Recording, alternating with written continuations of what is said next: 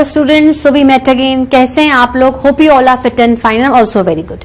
Students, हम लोगों ने पिछली बार इंप्रूवमेंट इन फूड रिसोर्सेस में जो टॉपिक स्टार्ट किया था वो प्रॉपरली एक तरीके से तो उसी चैप्टर का न्यू टॉपिक है, that is animal husbandry. Animal husbandry में मैंने आपको बताया था कि एनिमल्स को डोमेस्टिकेट करके उनकी केयरिंग की जाती है, उनकी रियरिंग, उनका प्रॉपर मैनेजमेंट किया जाता है। क्यों? क्योंकि उनसे हमें कोई ना कोई यूज उठाना है। यूज वर्ड ठीक नहीं होगा, यूज का मतलब है लाइफ स्टॉक क्रिएट करना है। हमें क्या करना है कि कोई ना कोई चीज हमारे डे टू डे लाइफ में यूज हो रही है, उसकी यूटिलिटी पब्लिक के लिए भी बहुत ज्यादा है, इसलिए हमें क्या है उन एनिमल्स की बहुत ज्यादा केयरिंग करने की पड़ेगी, जरूरत। ठीक है, उसमें हमने 4 हेडिंग्स पढ़े थे, cattle farming, poultry farming, bee keeping and fish production. In last topic we have completed cattle management properly. Today we are going to start a new topic in animal husbandry, that is poultry management. ठीक है, क्या start करेंगे students हम लोग? Poultry management.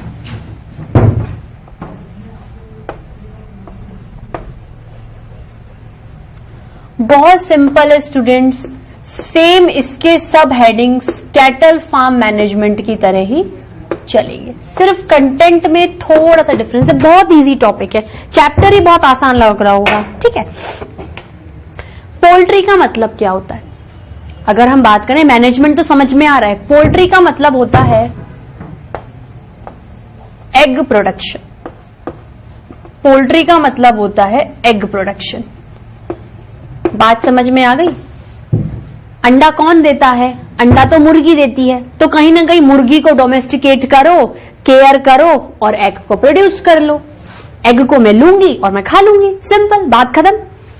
आप बोलोगे ma'am हम तो मुर्गी को भी खाते हैं, I am a pure non vegetarian. अगर आप कहें कि हम किसी नॉन वेजिटेरियन की बात करें तो that person eat egg, but that person itself eat that egg या चिकन ऑल्सो। ठीक है, तो मैं ये कह सकती हूं कि मेरे को वो जो बर्ड मैंने डोमेस्टिकेट करी है वो दोनों यूज से यूज हो रही है। एक तो वो खुद के अंदर से जो एग निकाल रही है वो यूज हो रही है, और वो खुद भी एज अ फूड के लिए यूज हो रही है। ठीक है, तो अगर हम पहले पॉइंट की बात करें, we are going to discuss about the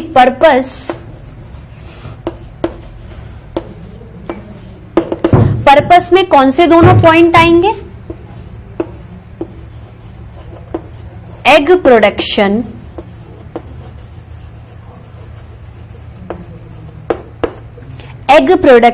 end broiler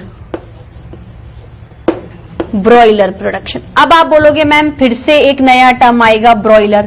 broiler मतलब जो बर्ड खुद इटसेल्फ खाने में यूज आ रही है एज अ मीट बोलते हैं। ब्रॉयलर का मतलब क्या है? ब्रॉयलर का मतलब है मीट प्रोडक्शन। ब्रॉयलर का मतलब है meat production related to non vegetarians.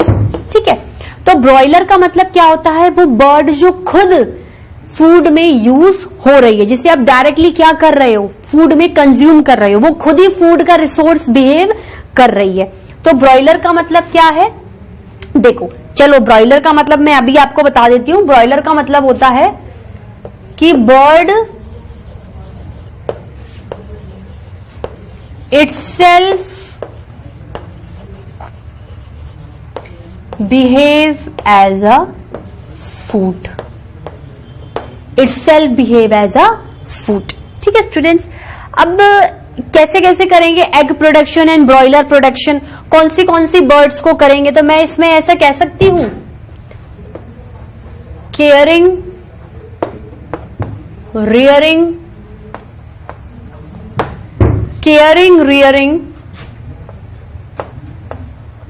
And management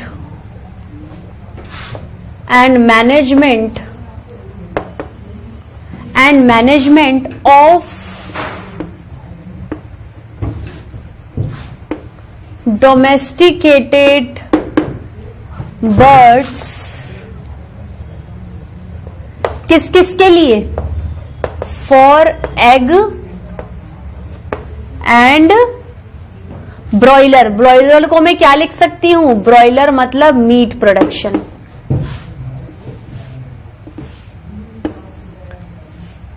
meat production.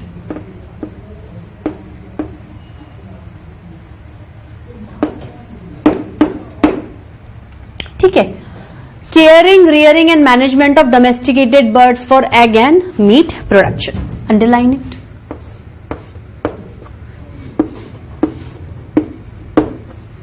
ठीक है, अब आप बोलोगे मैम कि इनको अगर केयरिंग और रियरिंग चाहिए तो क्या क्या देना पड़ेगा।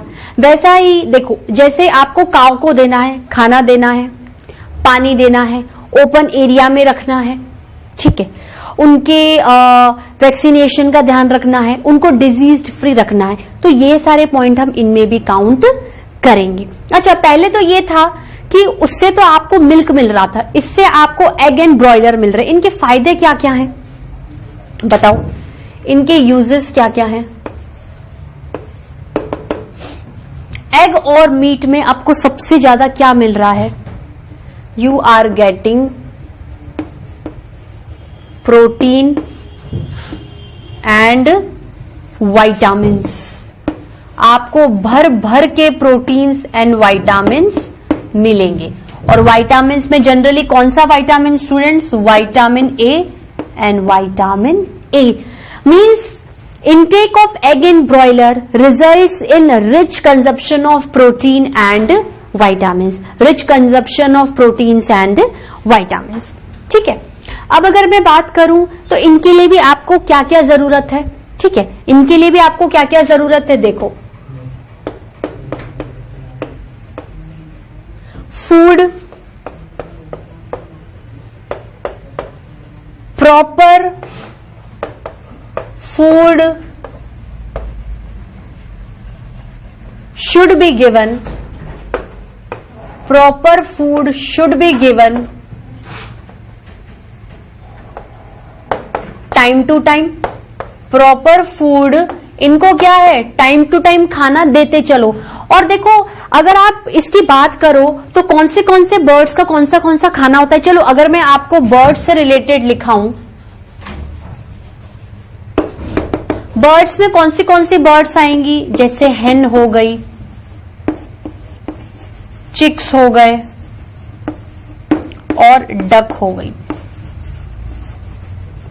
ठीक है, जनरली ये बर्ड्स आप क्या करते हो, डोमेस्टिकेट करते हो। तो एक तो इनके फूड की जरूरत है और वाटर अवेलेबिलिटी। बेचारे खाना खाएंगी तो पानी भी तो पिएंगी, बिना पानी के तो मर ही जाएंगी। Food and water availability. दूसरा क्या है, क्लीन, प्रॉपरली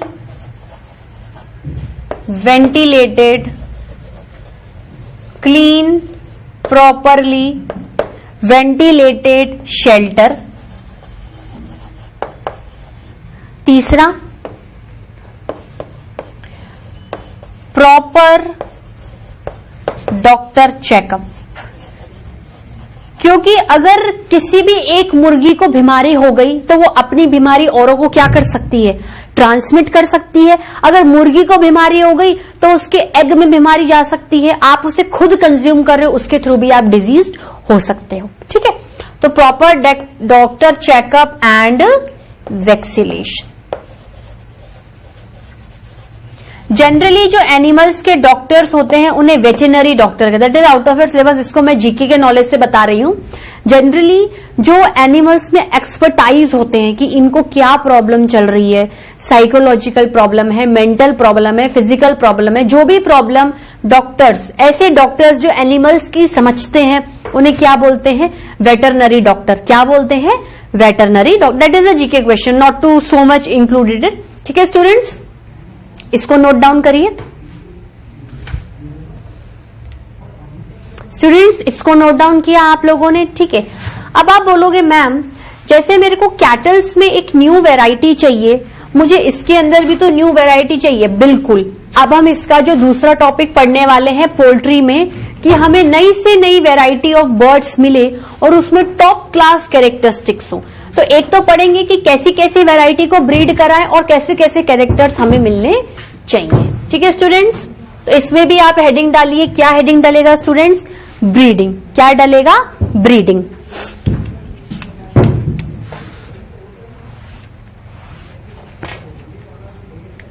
ब्रीडिंग। ब्रीडिंग में मैं फिर से एक इंडियन और फॉरेन ब्रीड को उठाऊंगी। जैसे मेरे पास इंडियन ब्रीड है, इंडियन ब्रीड का नाम है असिल। बर्ड का नाम है, किसी भी इंडियन बर्ड का नाम है असिल। और here I am having foreign breed, here I am having foreign breed जिसका नाम है लेगहॉर्न, जिसका नाम है लेगहॉर्न।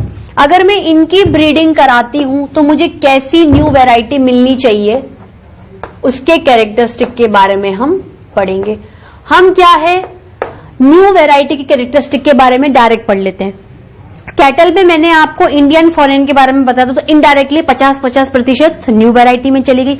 इसमें मैं क्या करती हूं, आपको एक न्यू वैरायटी की कैरेक्टरिस्टिक बता दूंगी तो आप खुद समझ जाना कि कुछ असिल में होंगे और कुछ लेगहॉर्न में होंगे, कुछ असिल में होंगे और कुछ लेगहॉर्न में होंगे। देखना क्या नई वैरायटी आ जाएगी। पहली नई वैरायटी के बारे में बात कर सकती हूं कि जो भी बर्ड डेवलप हो रही है, हैन, चिक, डक, या जो भी डेवलप हो रहा है वो कैसा होना चाहिए? इन गुड क्वांटिटी, ज्यादा से ज्यादा बच्चे पैदा होने चाहिए। वो ज्यादा पैदा होंगे तो वो ज्यादा आगे एग देंगे, ज्यादा एग देंगे तो एग में भी प्रोडक्शन बढ़ेगा, और अगर वो खुद को भी यूज कर रहे हो खाने में तो उसका प्रोडक्शन भी क्या हो जाएगा, ब्रॉयलर का प्रोडक्शन बढ़ जाएगा। ठीक है, इन गुड क्वांटिटी, क्वालिटी क्या होनी चाहिए, वो भी बेस्ट होनी चाहिए। किस किस रेस्पेक्ट में, देखिए गुड क्वालिटी किस रेस्पेक्ट में अच्छी होनी चाहिए कि एक तो जो डेवलपमेंट हो रहा है डक्स का वो क्या होने चाहिए, all weather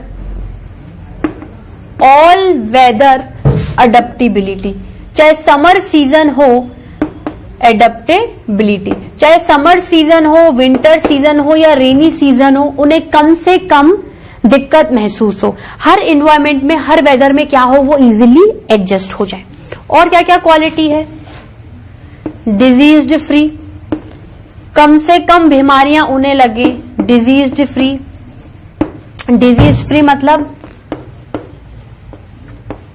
more resistant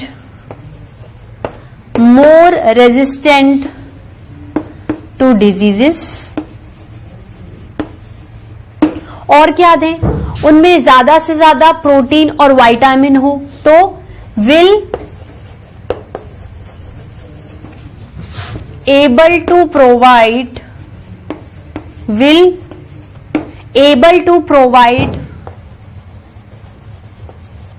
more and more, will able to provide more and more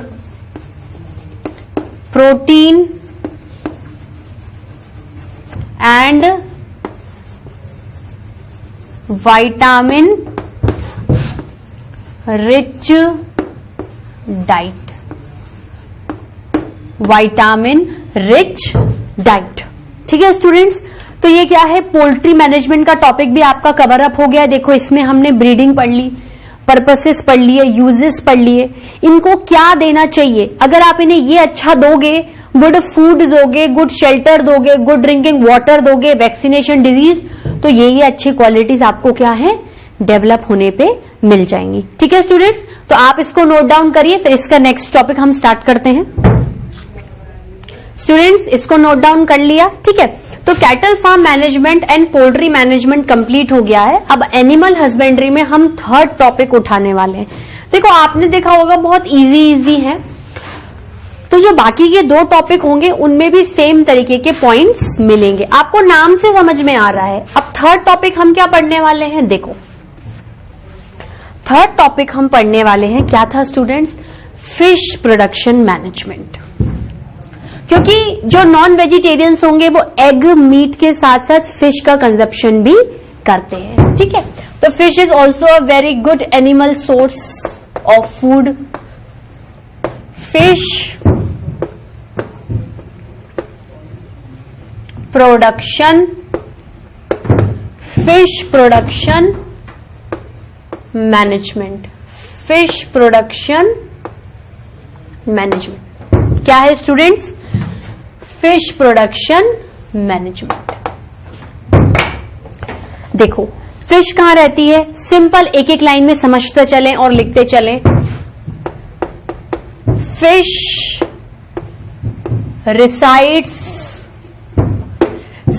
resides in water. ठीक है. इनका पर्पस क्या है? फिश को आप खाते हो, ओके. अगर आपको फिश को खाना है तो आप क्या करोगे? कैच करोगे. डेफिनेटली है. मुझे पानी से फिश को कैच करना पड़ेगा, मुझे पानी से फिश को कैच करना पड़ेगा. उसके बाद सेलेक्ट करना पड़ेगा कि कौन सी फिश कितनी अच्छी क्वालिटी की है, देन मैं उसे मार्केट में क्या करती हूं? अवेलेबल करवाती हूं. तो एक्चुअली मैं किस पर्पस के लिए ये काम कर रही हूं, मेरे को फिश से क्या मिल रहा है? देखो फिश से आपको प्रोटीन रिच डाइट मिलेगी, प्रोटीन रिच डाइट मिलेगी. फिश के अंदर कॉड लिवर ऑयल होता है. कॉड लिवर ऑयल बोलते ना, फिश खाइए बाल और चेहरा एकदम चमक जाता है. कॉड लिवर ऑयल क्या होता है? Resistance to many diseases, resistant to many diseases, resistant to many diseases. और प्रोटीन रिच डाइट क्यों? क्योंकि फिश के अंदर एक फैटी एसिड होता है, ओमेगा 3 फैटी एसिड. ये थोड़ा सा मैं आपको एक्स्ट्रा बता रही हूं, इतना बहुत ज्यादा डीप में नहीं जाना. नॉलेज पॉइंट ऑफ व्यू के आप लिखिए. Protein rich omega 3 fatty acid is actually थोड़ा बहुत फैट भी प्रोवाइड कर रहा है, and it mainly a derivative of protein. तो प्रॉपरली आपको फिश खाने से प्रोटीन मिल रहा है और आपकी बॉडी की रेजिस्टेंस, फाइट बैक करने की जो पावर है डिजीज के लिए, वो क्या है? बढ़ गई है. ठीक है. अब फिशेस में अगर हम वैरायटी की बात करें, देखो आप फिशेस में ये नहीं बोलोगे कि आपको बहुत बड़ा एरिया चाहिए, नहीं, वो तो आपको पानी में रखना ही पड़ेगा. तो एक्चुअली आपको फिश को क्या करना पड़ेगा? You want to culture the fish. ठीक है. चलो कल्चर वर्ड तो आपको दूर का है, शायद समझ में नहीं आएगा. मैं आपको सिंपल तरीके से दो चीजें करवाती हूं. आप फिश को कैसे कैसे पकड़ सकते हो? या तो आप उसे कैप्चर कर लो, उस प्रोसीजर को बोलते हैं कैप्चर फिशिंग. कैप्चर फिशिंग मतलब कि फिशेस बहुत बड़े ओशियन और सीज में है, जाल फेंको, नेट फेंको और फिश को क्या कर लो? कैप्चर कर लो. तो by net tracking. Net tracking मतलब नेट से उसको पकड़ना. Net tracking of fishes in large scale, बहुत बड़े पैमाने पे पकड़ा जाता है. In large scale, in large scale, in किसके अंदर? इन ओशियंस, सीज, रिवर्स, इन सब में क्या होता जाता है? पकड़ा जाता है. एक होता है कि आप क्या करो, एक छोटा सा पॉन्ड और टैंक ले लो और अपने हिसाब से फिशेस को कहीं और से पकड़ के उनके अंदर डाल दो. आप उस पॉन्ड और टैंक को क्लीन रखो, डेली टू डेली उनका वाटर चेंज करो और ज्यादा क्या करो, फिशेस की वैरायटी को. मान लो 2 फिशेस में रिप्रोडक्शन हो, डेफिनेटली नई वैरायटी क्या हो जाएगी? डेवलप हो जाएगी. या नई वैरायटी नहीं भी होगी तो नंबर ऑफ फिशेस क्या हो जाएंगी? बढ़ जाएंगी. तो आप क्या कर रहे हो? खुद ही कल्चर कर रहे हो. कल्चर का मतलब क्या करना है? पैदावार को बढ़ाना.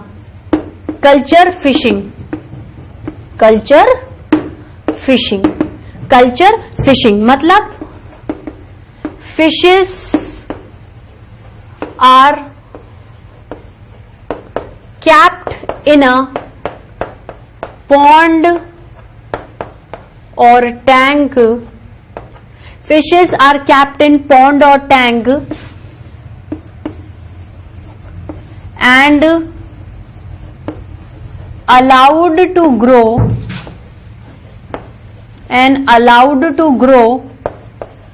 in a safe. आपको उनकी रक्षा भी तो करनी है, मान लो फिशेस को कोई मार गया या उठा के ले गया. To grow in a safe and clean environment. क्या लिख रहे हैं स्टूडेंट्स अपन? Fishes are kept in a pond और tank, allowed to grow in a safe and clean environment to increase there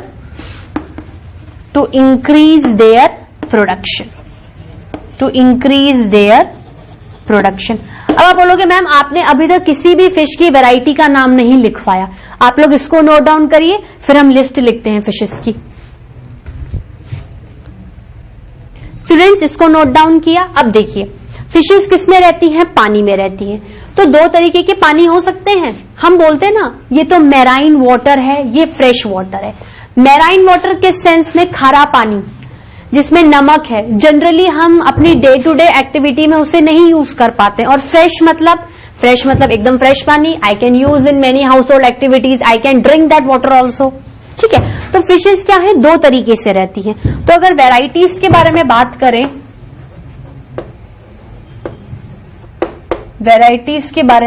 करें, तो क्या क्या हो सकता है देखिए.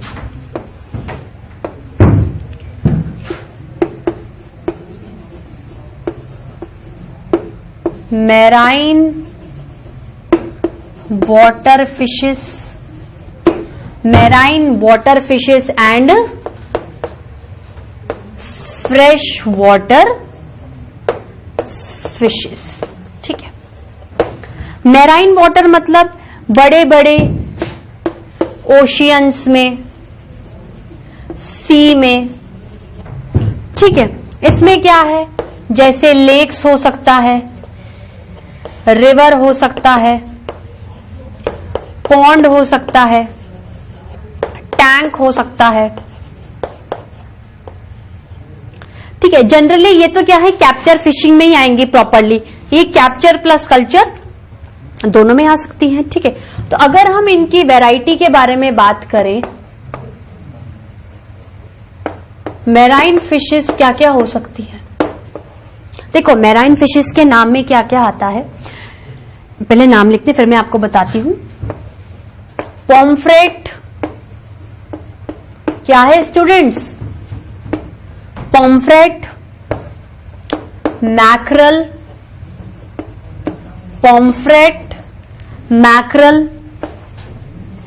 प्रॉन्स,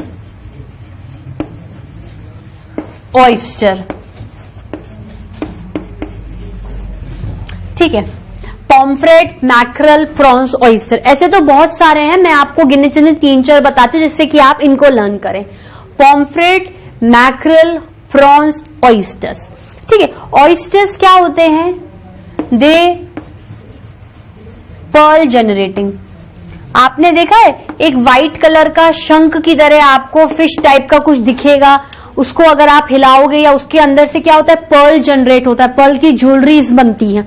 तो जनरली जो भी आपके कैचिंग लोग हैं, जिन्हें आप मछुआरे बोलते हो, वो अगर फिशेस को कैच करते हैं तो जनरली वो एक मार्केटिंग पर्पस के लिए भी उसे कैच करते हैं. अगर वो ऑयस्टर्स में से पर्ल को निकाल के बेचेंगे तो they will become rich in a few months. ठीक है. तो जनरली ये फिशेस क्या है? खाने में भी यूज आ रही हैं. ठीक है. आपको प्रोटीन रिच डाइट भी देती है. कभी कभार फिश की स्किन से बहुत सारे हाउस होल्ड गिफ्ट आइटम्स भी बन जाते हैं. ठीक है. और इनडायरेक्टली ये आपको एक मार्केट भी प्रोवाइड कर रही है. ठीक है. अगर अपन फ्रेश वाटर फिशेस की बात करें, फ्रेश फिशेस, ठीक है, जनरली मैं कह सकती हूं कि इनमें से कुछ फिशेस खाने में आती हैं, कुछ फिशेस खाने में नहीं आती हैं. लेकिन फ्रेश वाटर फिशेस जो कि क्लीन है जनरली, वो ज्यादा से ज्यादा फूड में हेल्प करती है. जरूरी नहीं मार्केट पर्पस के लिए यूज हो, लेकिन ये फूड में बहुत ज्यादा रिसोर्स का काम करती है. जैसे इसमें आती है काटला, रोहू फिश, ठीक है, silver carp, silver carp, green carp, ठीक है, और तीसरा आपका आता है मृगल, ठीक है। ये फिशेस की वैरायटी है, फिशेस की स्पीशीज हैं जो कि मेराइन में पाई जाती हैं और फ्रेश वाटर। देखो ये जनरली क्या है, अगर इसको थोड़ा सा डिफरेंशिएट करें तो ये क्या है, मार्केट के पॉइंट ऑफ व्यू से ज्यादा यूज हो रही हैं और फूड के में कम हो रही हैं, थोड़ी मतलब हो रही हैं पर कम हो रही हैं। ये मेजॉरिटी में क्या है, फूड में ज्यादा है। देखो मैं ये फ्लो चार्ट की फॉर्म, फूड प्लस मतलब प्रोडक्टिविटी फूड की ज्यादा है, मार्केट में क्या है, ठीक है, यूज हो भी सकती है और यूज नहीं भी हो सकती है। ओवरऑल फिशेस में आपको क्या क्या है, देखो अगर हम वापस से देखें, फिशेस आपको मेनली क्या क्या प्रोवाइड करती हैं, प्रोटीन, ठीक है, विटामिन, ठीक है, और हम कह सकते हैं ज्वेलरी पर्पस। ज्वेलरी पर्पस क्यों, क्योंकि अभी मैंने देखा ना ऑयस्टर पर्ल बना रहे हैं और कभी कभार कुछ डेकोरेटिव आइटम्स भी इनसे बने जाते हैं, डेकोरेटिव आइटम। ये तो मैं आपको एक्स्ट्रा में लिखा रही हूं, ठीक है students, protein, vitamin, jewellery purpose और डेकोरेटिव आइटम्स। तो ओवरऑल स्टूडेंट्स आज के टॉपिक में हमने क्या पढ़ा, देखो आज के टॉपिक में हमने जो भी क्लासेस में पढ़ा था, एनिमल हस्बेंड्री पढ़ ली थी, हमने कैटल फार्म मैनेजमेंट पढ़ लिया, हमने पूरा पोल्ट्री फार्म मैनेजमेंट पढ़ लिया और हमने फिश प्रोडक्शन भी पढ़ लिया। फिश है, फिश को आप कैप्चर भी कर सकते हो, आप उन्हें खुद से कल्चर भी कर सकते हो, वो प्रोटीन में यूज हो रही हैं, विटामिन दे रही हैं और भी बहुत सारे आइटम्स को मार्केट वैल्यू बढ़ा रही हैं, ठीक है। फ्रेश वाटर अलग है, मराइन वाटर अलग है, दोनों कहीं ना कहीं फूड में भी हेल्प करती हैं और मार्केट में भी हेल्प करती है, ठीक है स्टूडेंट्स। तो आज के लेक्चर में इतना ही। कल हम एनिमल हस्बेंड्री का जो लास्ट टॉपिक है बी कीपिंग, उसे भी कंप्लीट कर लेंगे और होगा तो जैसे मैंने आपको सेल चैप्टर में बताया था, स्पेशल पॉइंट्स हो गए, समरी हो गई, एनसीईआरटी बेस्ड क्वेश्चंस हो गए और एमसीक्यूज हो गए। मतलब कल नहीं तो परसों तक आपका ये चैप्टर पूरी तरीके से कंप्लीट हो जाएगा, मतलब सेल कंप्लीट हो जाएगा और improvement in food resources complete हो जाएगा। स्टूडेंट्स आपको कोई भी दिक्कत हो, you can briefly, you can frankly discuss with me. Okay students, आज के लिए इतना ही। Till then bye bye, have a nice day, thank you.